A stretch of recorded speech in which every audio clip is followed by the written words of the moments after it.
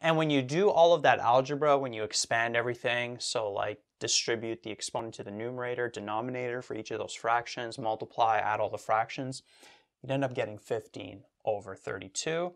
And in decimals, it's 0.46875. And so what that is basically the sum of these four rectangles there. Now, one thing I want to mention is, remember what we're doing. We're trying to find the area under this curve over here. And notice that these rectangles, they're always sort of above the function x squared. And so if you notice, the area of these four rectangles is actually going to be greater than the area under the curve, the actual area under the curve, right? Remember, this is just an approximation.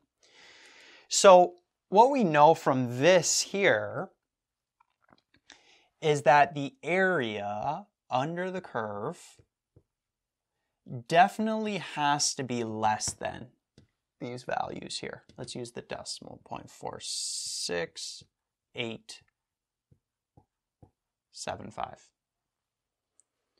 Right? The area under the curve is going to be less than 0.46875 because this area is always above the curve, if that makes sense. It's always going to be greater than the curve. And the reason why is because of these points that we picked for the vertices of the rectangles. If you notice these points here, they were always on the right vertex, the right upper vertex, or the right corner of the rectangle. Right? So what you're going to see is that these expressions here, they're actually going to depend on whether the points here are going to be on the right upper corner of the rectangle or the left upper corner of the rectangle. And I'm going to show you an example of how we would create rectangles where these points are going to be the left upper corner of the rectangles.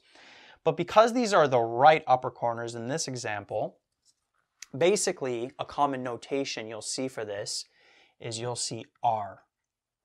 And that R represents the right upper corner for the rectangles. And what you're going to usually see is a sub number here. And the number is going to be the number of rectangles you're using. So this here is actually R4. Right? R4. 4 rectangles. We took the interval we're working with, split it up into 4 equal intervals on the x-axis. So we made 4 rectangles, and because these points here are on the right upper corner of each rectangle, we put an R over here. So now the question is, how do we create rectangles where those points are going to be on the left upper corner of each rectangle? So what we're going to do, we're still going to be using 1. 1 over 2 is going to be here. Then we're going to have 1 over 4. And then we're going to have 3 over 4. So we're going to be here. We're going to be here. Let's still put these points here. But now what's going to happen is, instead of this being the right corner of this rectangle, it's actually going to be now the left corner of this rectangle. And then this point here is going to be the left corner of this rectangle. So notice that there's actually not going to be a rectangle here because that width is going to be 0. I'm still going to create an expression for it, right, when we do this here again. But notice that there's actually no rectangle here. The first rectangle, the first actual rectangle is here. Right? And so we just keep going. Notice that this point here is the left corner of this rectangle. And then notice this point is going to be the left corner of this rectangle here. Right? So notice that in this case we got these rectangles instead. All right, hopefully I'm not losing you here. I know it's kind of weird, right? Before, these points were the right corners of the rectangles we made before. But now these points are going to be the left corners of these new rectangles that we're making, right? And so what we're going to do now is we're going to create this same expression, but for these new rectangles here, right? Let's pretend that this is one of them, right? Even though there's no rectangle here, we're going to pretend it's one of them still.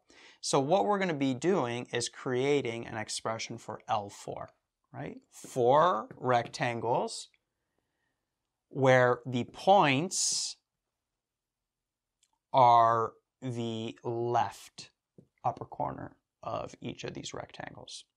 So let's start with this one here. We know that the width is going to be, or the length rather, is going to be 1 over 4. What's the height going to be, or the width? Well, notice it's just at 0. So it's going to be at 0 squared. Or f of 0, I kept it more general for this one. For this one, I'm just going to jump straight into the expression for x squared specifically. Right? So this here represents the area of this first rectangle. And then we're going to have 1 over 4, the length of this one. What's the height of this one going to be? Well, it's going to be the height of this point, which is at an x value of 1 over 4. So this is going to be 1 over 4 squared plus this length here, which is 1 over 4. The height is going to be 1 over 2 squared, or let's keep it consistent, so 2 over 4 squared, plus this 1 over 4. What's the height of it going to be? 3 over 4. Add an x value 3 over 4, so when we plug in 3 over 4 for x, we will have 3 over 4 to the power of 2, like that.